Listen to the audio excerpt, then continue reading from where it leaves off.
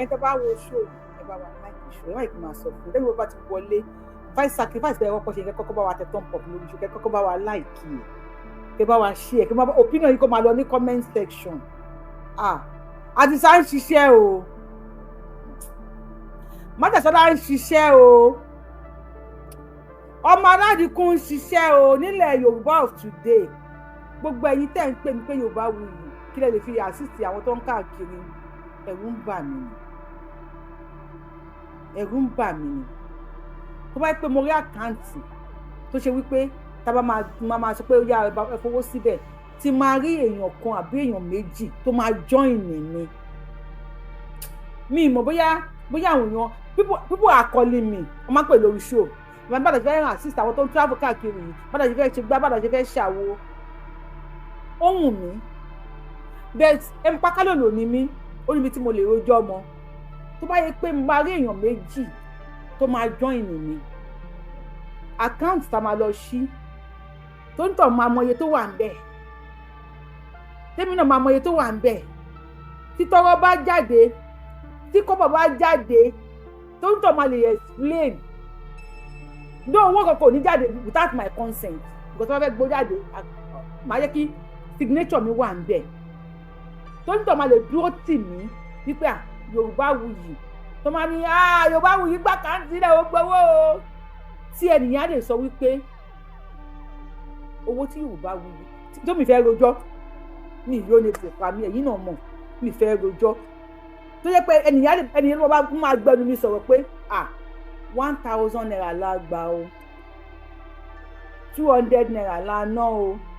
Yorùbá wuyì ò yọ 1 kọ́bọ̀ ń bẹ̀ o tí n bá rí ẹ̀yin ìyá mi tẹ̀ wà nílùú òyìnbó tí n bá lè rí kan nínú yín then ẹ̀yin brothers pàtó wà Nàìjíríà náà tí n bá lè rẹyọ kan nínú yín tẹ́ bá lè join mi à lọ ṣí àkáǹtì because wàhálà tí wọ́n ń ṣe yìí voluntary làwọn boys yìí ń ṣe tí wọ́n ń tẹ̀lé lóye káàkiri voluntarily wọ́n fi ìyàwó lẹ̀ wọ́n fọmọ lẹ̀ wọ́n fi gbá lẹ̀ wọ́n fún àwo lẹ̀ kí pé olóyè òbèrè sísì ṣùgbọ́n àwọn ọmọ tó ń tẹ̀lé lóye káàkiri tí àwa Yorùbá tá a bá appreciate wọn mi ò ṣú ọ̀pọ̀ pọ̀ jù àwọn tí ń pè mí ṣùgbọ́n mi ì lè rojọ́ ni mi lọ sí school mi ò bí yàn ṣe ń ṣàkáǹtì owó lẹ́yìn owó tèmi wọ́n pẹ́ owó tèmi ò lè fi 1 naira rú mi lójú ṣùgbọ́n owó pé owó ilẹ̀ Yorùbá mi mọ́ bó ṣe máa mò ń ká lòlò èyí náà mọ̀ pé mò ń ká lòlò tí má rí èèyàn kan àbí méjì tó máa volunteer ara wọn ẹ̀kọ́ àkọsí comment section if you volunteer yourself kódà tá a bá pé 5 tó yẹ pé tó bá ṣe ń wọlé báyìí oníkàlùkù máa rí àlá àti pé owó ló wọlé báyìí o tí tọ́rọ́ tàbí kọ́bọ̀ bá jáde ń bẹ̀ tí mo gbọ́dọ̀ mo máa rí àlá àti pé tọ́rọ́ àti kọ́bọ̀ tó jáde ń bẹ̀ lélẹ́ yìí o tá máa jẹ́ bí èèyàn méjì ló máa ní signatory sí o bí èèyàn 3 o tí ò ní sí pé Yorùbá wuyì ẹ lọ bèrè lọ báwo ni fẹ́ ṣàkáǹtì báwo ni fẹ́ ṣe ìgbà English mi lọ sí school mi lọ sí school o gbẹ̀ntẹ́ ń pè mí people are calling me back to back. Many are calling me back to back. We need to support the Sunday Igboho. Even if you are not supporting him, we need to support àwọn tí wọ́n ń tẹ̀lé. We need to support àwọn tí wọ́n ń tẹ̀lé Sunday Igboho. Olóyè ò sọ pé kí n bèrè ṣúṣì lọ́wọ́ yín o. Kò wọ́n mi kí n bèrè kọ́bọ̀ o. Owó náà tábà ti rí pàápàá pa fẹ́ support. Ẹni tí wọ́n fi support olóyè lè máa kó fún. Àwọn náà mọ̀ wọ́n, èmi ò mọ̀ wọ́n. Àwọn náà mọ àwọn ọmọ ẹ̀yìn wọn kò sí tèmi mọ̀ nínú wọn. Ok ẹni tó bá fẹ́ join ẹ jọ ìwọ̀n yìí máa ń dá platform múlẹ̀ ni lè bá ṣe platform ẹ̀kún ìmọ̀ ṣe. Bàbá àwọn tí wọ́n yẹn lásán ó tún rò ìwẹ̀ yẹn lágbára ọ̀rọ̀ ìjẹ́ lè wọ́n gbé. Lẹ́yìn náà ó kí ó fi bàbá wa bá àlù lọ́rẹ̀. Ẹ bá ń ṣe sí ìwé.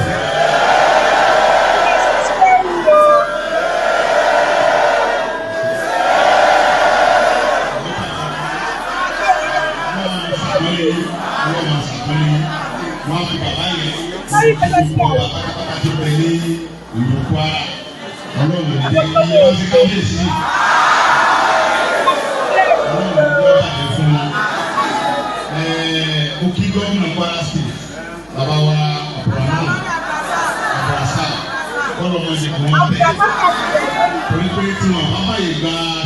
sí ìwé kù àlè wá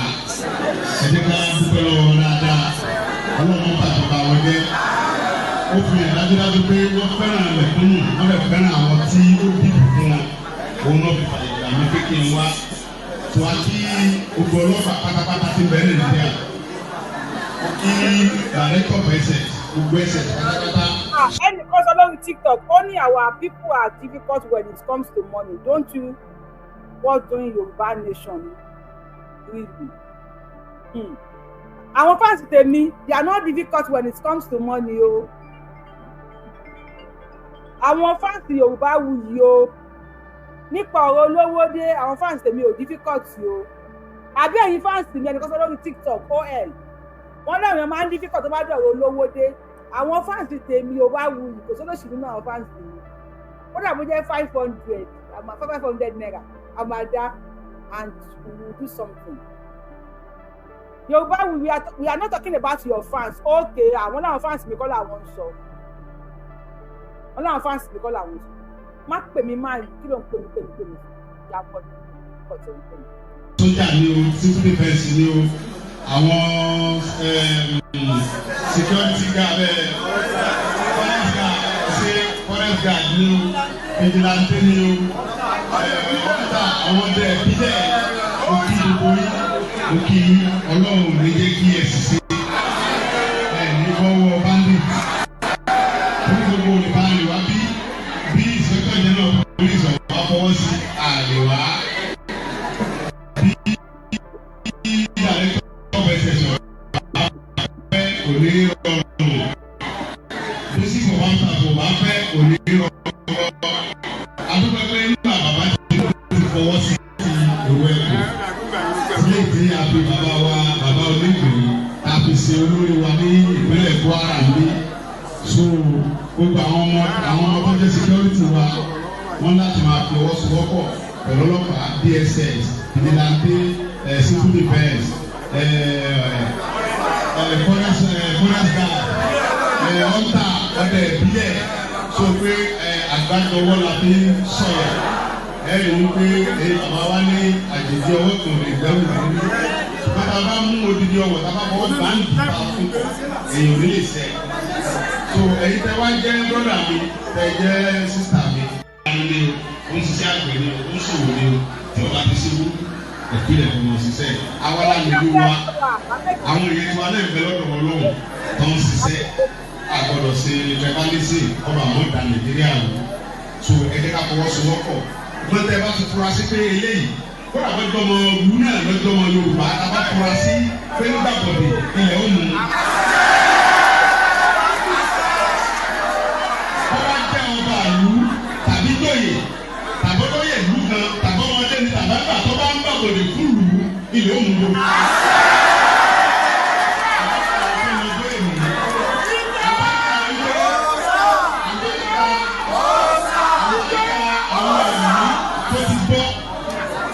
Àwọn ẹ̀mí tó ti lọ àbájá ẹni tí òun kẹ̀kọ́ yẹ kó wọn ti kú fún nípa ìfúnpẹ̀sì ayé tó jáde láyé lójijì gbogbo ẹnikẹ́ni tí bá ń gbàgbọ́dẹ̀ fún ẹ̀yìn bá ń parẹ́ lójijì.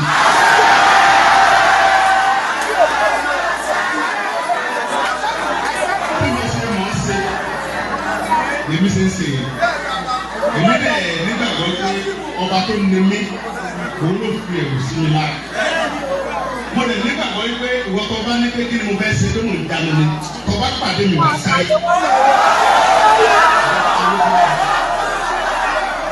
Mo bá ní ẹni mo ṣe ìwọ pàdé mi ìwọ dá mi lọ́nà ìwọ dá mi dúró nígbó ìwọ dìgbò wà á ní ìlú ìwọ tó bá wà lẹ́yìn lórí tó kà mí. Ìyá wa Stella wọn ní àwọn pé Yorùbáwùyí mo sọ fún yín mo pe Wisdom mo fún ọ fún mi ní àkáǹtì mi rẹ̀ sí 100,000. Èyí tẹ́mi fẹ́ ṣe ìyàwó Stella gan mo máa mú ẹ̀yin fún ara yín máa mú yín èyí tí mo fẹ́ ṣe ó máa jẹ́ Yorùbáwùyí fans bóyá ká sọ pé Yorùbáwùyí fans for mi mo bá fẹ́ ṣe ìyàwó Stella ẹ máa volunteer ara yín so mo ní èèyàn méjì sí ìyàwó Stella ẹ máa volunteer ara yín so mo ní èèyàn méjì sí mo ní èèyàn kan sí ní abroad mo ní èèyàn kan sí ní Nàìjíríà ìbá àṣọkùnrin ìbá àṣọkùnrin fi ẹni bá yẹ volunteer rẹ̀ ẹ̀rọ bá mi fi sí comment section máa píkì máa dẹ̀ fọwọ́kọ yín kalẹ̀ tẹ́bà dẹ̀ volunteer ara yín máa mú yín by fire by force mi ìdẹ̀mọ̀ pé kò sí ẹni tí mo lè mú nínú Yorùbáwùyí fans tó máa sọ pé òun ò tẹ̀lé mi wà lọ ta onítọ̀hún ni ẹgbẹ́ mi tó kọ́ máa ta gbẹ̀yìn fans mi níjẹta ibiṣẹ́ àbílànà rẹ̀ ẹgbẹ́ òdúbẹ̀ rẹ̀ sí ní pè mí tó ta ní fẹ́ ta wọn fún máa ta anybody tí bá fi lè pick fún ara mi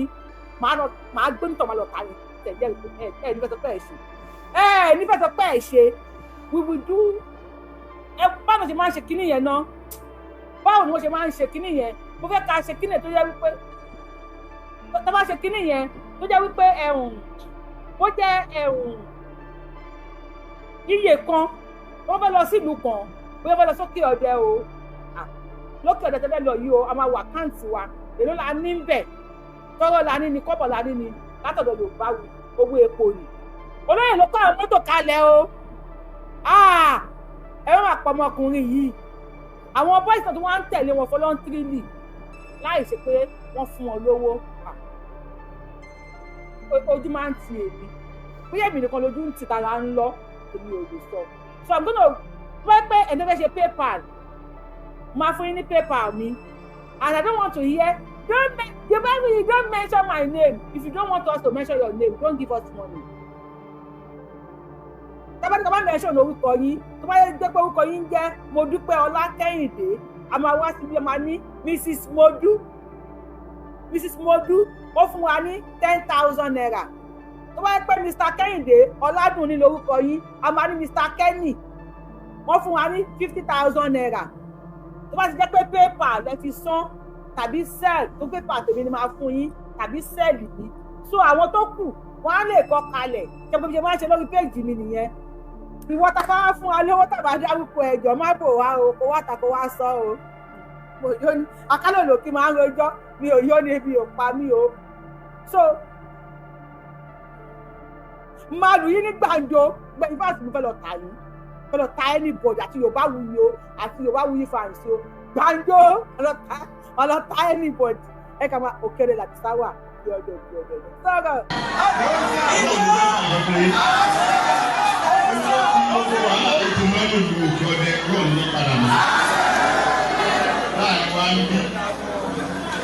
Àwọn èèyàn bíi ọ̀tá àlú náà wà lọ́wọ́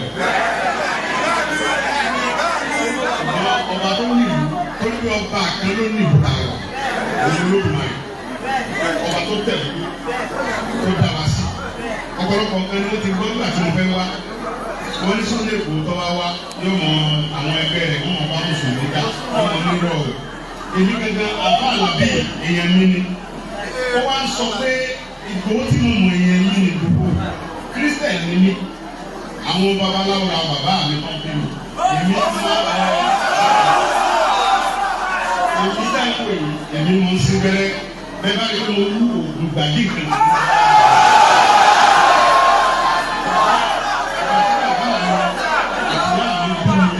Wọ́n bí mi sí tọ́ mo sì ka báyìí dáadáa bíbélì ni kò sọ tó ń bà mí lẹ́rù ó ní ẹ̀rù kò sí nínú ọkàn mi ó ní pẹ̀lú pé kí o fún abẹ láàyè ó ní iwájú mi Olúwa ń ṣe ààbò fún mi ẹ̀yìn mi Olúwa ń ṣe ààbò fún mi. Ọ̀pọ̀ àìkúrí Kírísítẹ̀nì ọgbà Jésù gbogbo. Ẹnìkan ní kí fáwọn ní náírà àkáǹtì máa fún ní náírà àkáǹtì ẹnìkan tí a rí lórí Àmọ̀kẹ́ jẹ́ kí n pè é kó bá mi ṣe náírà kó bá mi ṣe àkáǹtì ẹni mo máa ń lò fi gba owó and again lẹ́yìn ìyẹn jọ tó lọ bí mo bá ṣe wà níbi bíi tí bá fẹ́ ṣí náírà àkáǹtì Nàìjíríà náírà àkáǹtì mi ti wọ dẹ́mọ́rẹ́jù àbí kí ló máa ń wọ̀ dormant tí bá fẹ́ ṣí náírà àkáǹtì Nàìjíríà ní orúkọ ẹgbẹ́ Yorùbáwùyí báwo la ṣe máa ṣe because we have to support the rebel ẹ jẹ́ kí n pọmọ tó bá wà ní tí bá fẹ́ ṣí náírà àkáǹtì lórúkọ ìyá mi a fẹ́ ṣe ti Nàìjíríà a dẹ̀ fẹ́ ṣe ti ní abroad Sele àbí PayPal lẹ máa lò so I have Sele I have PayPal tó jẹ́ pé orúkọ mi ló wà ń bẹ̀ please your receipt hold your receipt o Àmọ̀kẹ́ báwo ni ó sì ń lo account number tó máa fi ń gbowó lórí ìkíní yẹn jọ lọ sórí comment section tí kò lọ comment síbẹ̀ fún àkáǹtì yẹn síbẹ̀ mo fẹ́ lò. ọmọ opay account if you want my opay account Yorùbáwùyí náà lè máa lò opay account Yorùbáwùyí please screenshot any amount you give to us please and send it to me opay account at Yorùbáwùyí náà lè máa lò lórí opay and ẹni tó bá fẹ́ send kò kí n ṣe nọ́mbà yìí o if you want my cell just call me and I'm going to give you my cell number.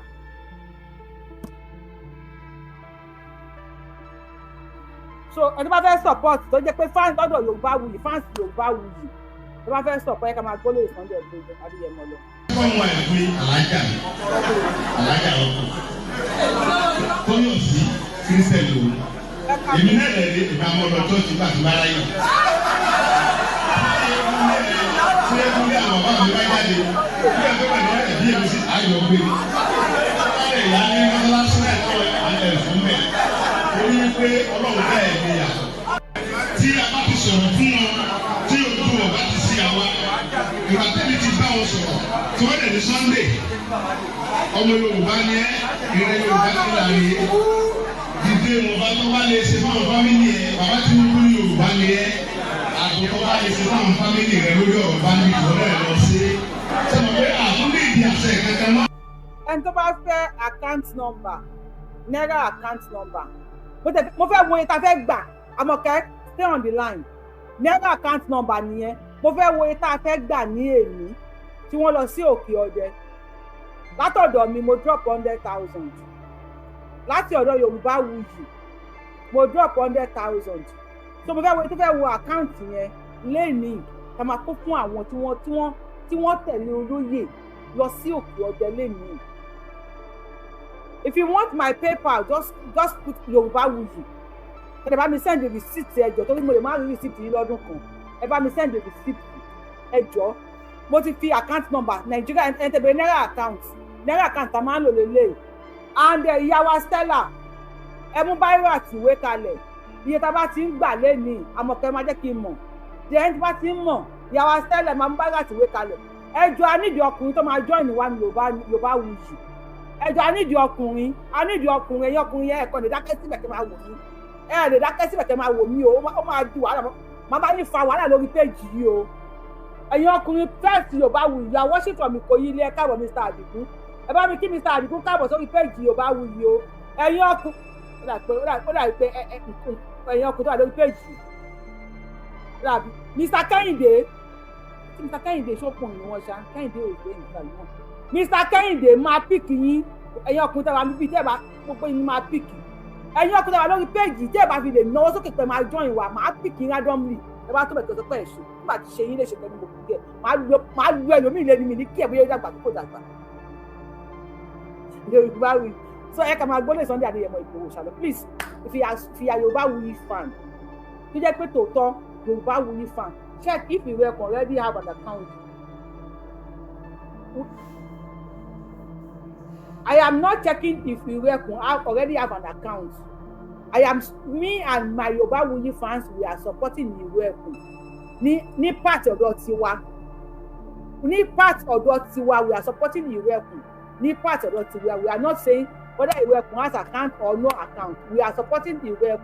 Ní side ọ̀dọ̀ tiwa ni. So if you want naira account, that is the naira account. If you want PayPal, I'm going to just type Yorùbáwùyí lórí PayPal ẹ máa rí. So any amount about three, Mr. Larewaju náà máa join wa. Thank you, Mr. Larewaju. Please join wa.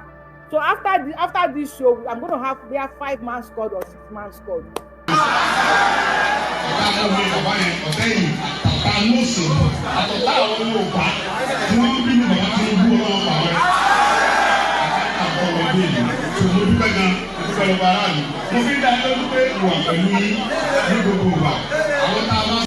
Ṣé ti rí tí wọ́n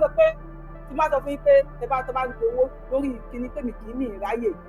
àwọn máa ń bínú àgàgà ìyàwó Stella yìí wọ́n máa ń bínú sí mi wọ́n ní ẹ̀ka gbọ́ kan kíní mi ìráyè mi ì fi gbéraga èmi nìkan fúnra mi ọlọ́run